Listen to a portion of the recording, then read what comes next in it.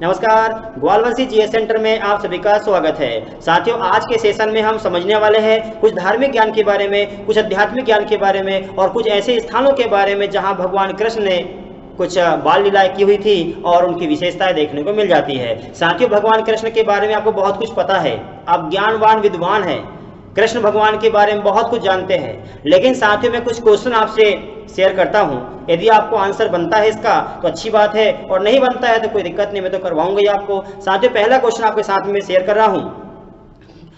भगवान कृष्ण के कहने पर भीम ने जरासंध को मारा हुआ था, ये कौन से स्थान पर इनका मल्ल युद्ध हुआ था और भगवान कृष्ण के कहने पर भीम ने जरासंध को मार दिया था। साथियों, द्रौपदी का चीरहरण हुआ था, इस समय भगवान कृष्ण द्रौपदी के आसपास विराजमान थे, तो ये कौन से शहर में इनका वर्णन देखने को मिल जाता है। साथियों, भगवान कृष्ण राधा का विवाह हुआ है, ये कौन से पुराण में इनका उल्लेख है कि इनका विवाह हुआ था, और 16,108 गोपियां आपने नाम सुना हुआ है, ये कौन से पुराण में देखने को मिल जाता है। साथियों, भगवान कृष्ण ने बाल लीलाओं का वर्णन बरसाना में देखने को मिलता है, तो ये बरसाना नामक स्थान पर कौन से दो मंदिर है जो कि फेमस है, और भगवान कृष्ण के कार्यकाल के दो बड़े पर्वत बरसाना में देखने को मिलते हैं।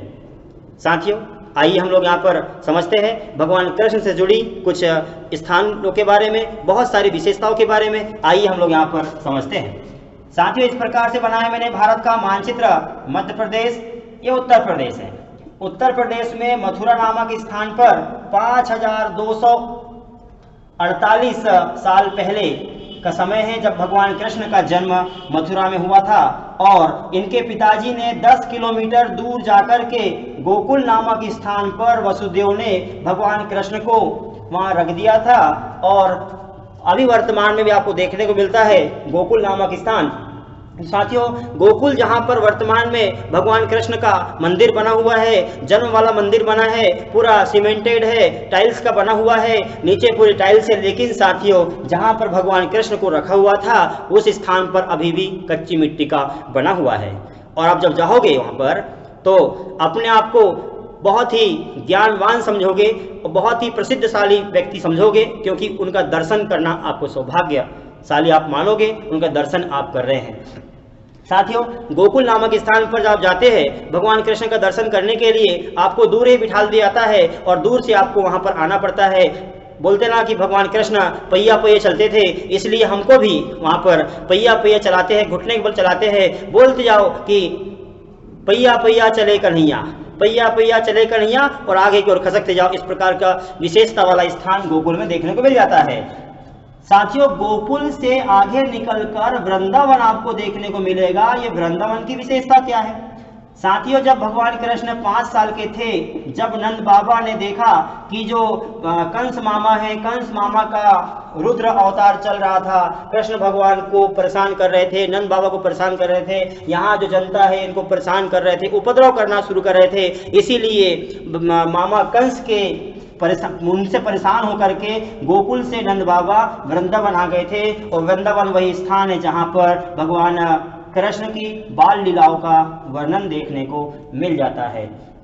साथियों, इस बीच में मथुरा से गोकुल के बीच में एक नदी पड़ती है, यमुना नदी, जिसकी लंबाई 1385 किलोमीटर है, जो आगे जाकर के गंगा में मिल जाती है, और प्रयागराज नामक स्थान पर एक गंगा नदी में जाकर मिलती है। साथियों, यही नदी के किनारे कदम का पेड़ हुआ करता था। आपने देखा है बहुत सारे टीवी में कि भगवान कृष्ण पेड़ के ऊपर चढ़े हुए हैं, गोपिया के कपड़े उन्होंने वहां पर चुरा लिए हैं, इस प्रकार का वर्णन देखा हुआ है। और सुभद्रा कुमार चौहान जी का आपने एक पेपर पढ़ा होगा, लेटर पढ़ा होगा, उनका कविताओं का वर्णन किया हुआ है। जैसे पता है आपको, यह कदम का पेड़ अगर माँ होता यमुना किनारे, मैं भी उस पर बैठ कन्हैया बनता धीरे धीरे, ले देती यदि मुझे बांसुरी तू 2 पैसे वाली, किसी तरह नीचे हो जाती यह कदम की डाली। साथियों, कितना अच्छा वर्णन किया हुआ है सुभद्रा कुमारी चौहान जी ने, कि देखो और भी आपको पता है आगे कि तुम्हें नहीं कुछ कहता पर मैं चुपके चुपके आता, उस नीची डाली से अम्मा ऊंचे पर चढ़ जाता।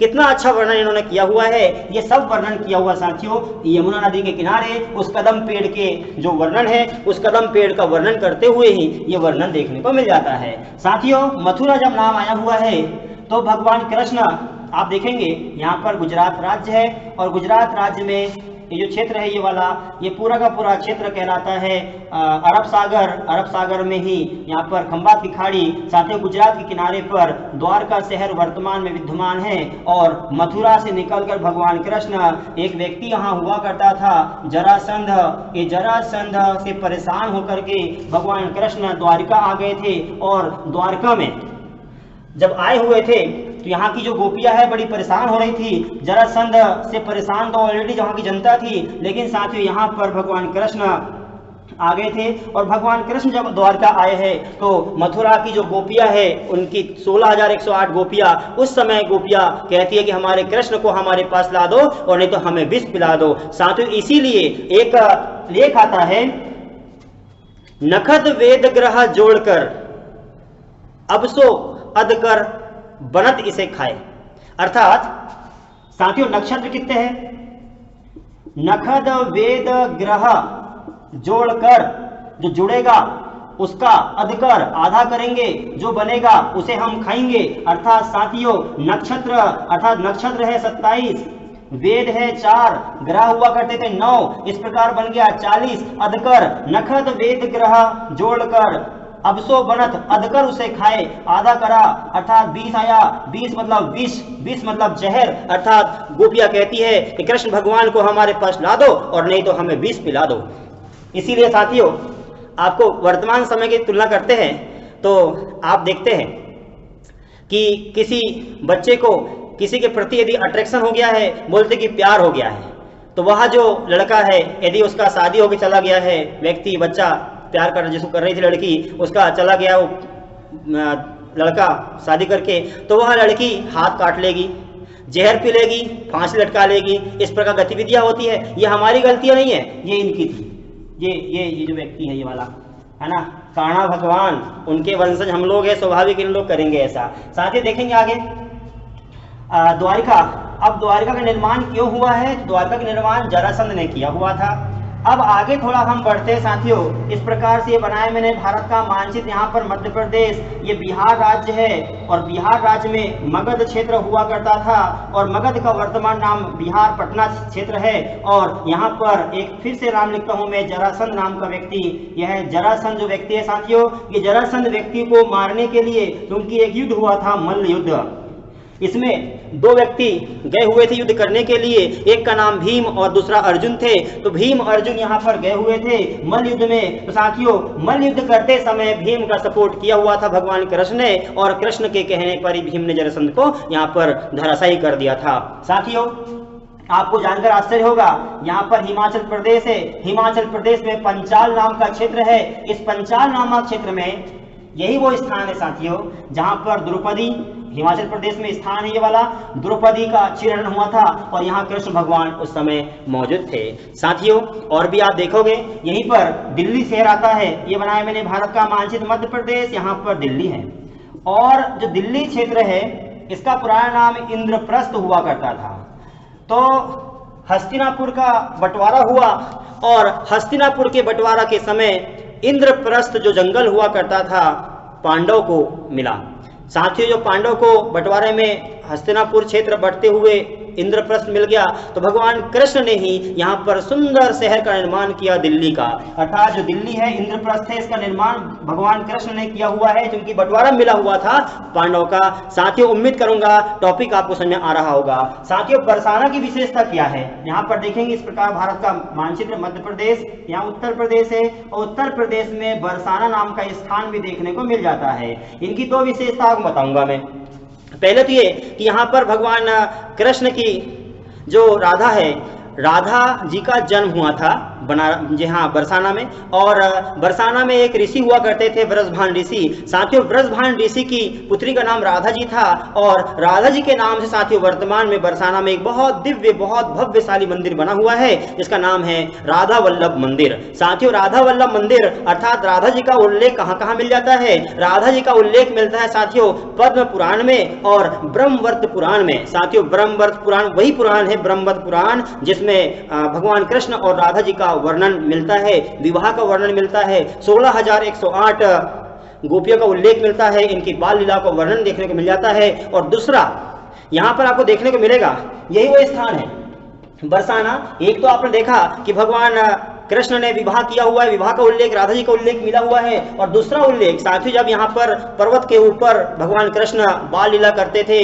आपने देखा होगा कि ऐसी उंगली पर भगवान कृष्ण ने पर्वत उठा लिया है, वहां पानी गिर रहा है, इंद्र भगवान लगातार घनघोर वर्षा कर रहे हैं, तो इसका वहां उल्लेख देखने को मिल जाता है। तो साथियों क्या होता है, ये बाल लीला जब भगवान कृष्ण करते हैं तो आसमान से जो है एक व्यक्ति देखते हैं, वह व्यक्ति का नाम साथियों भगवान ब्रह्मा जी।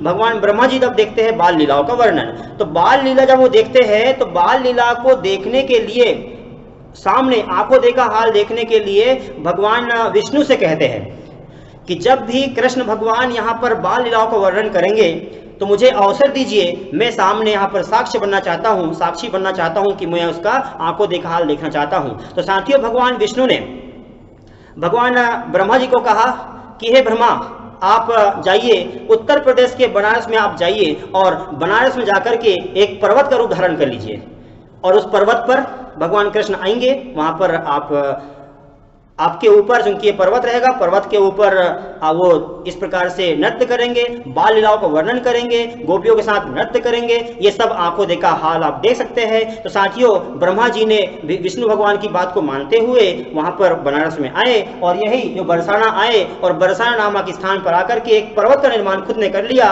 उस पर्वत का नाम है ब्रजभानपुर पर्वत। साथियों ब्रजभान जो पर्वत है, ये ब्रजभानपुर पर्वत यानी ब्रह्मा जी का पर्वत, और दूसरी ओर जो पर्वत है इसका नाम है साथियों विष्णु पर्वत, आपको देखने को मिल जाता है। साथियों उम्मीद करूंगा यहां तक टॉपिक आपको समझ में आ चुका होगा। अब बात आती है, यहां पर समझेंगे आप, इस प्रकार फिर से बनाया मैंने भारत का मानचित्र। मध्य प्रदेश साथियों गुजरात है, गुजरात में प्रभास नाम का स्थान है।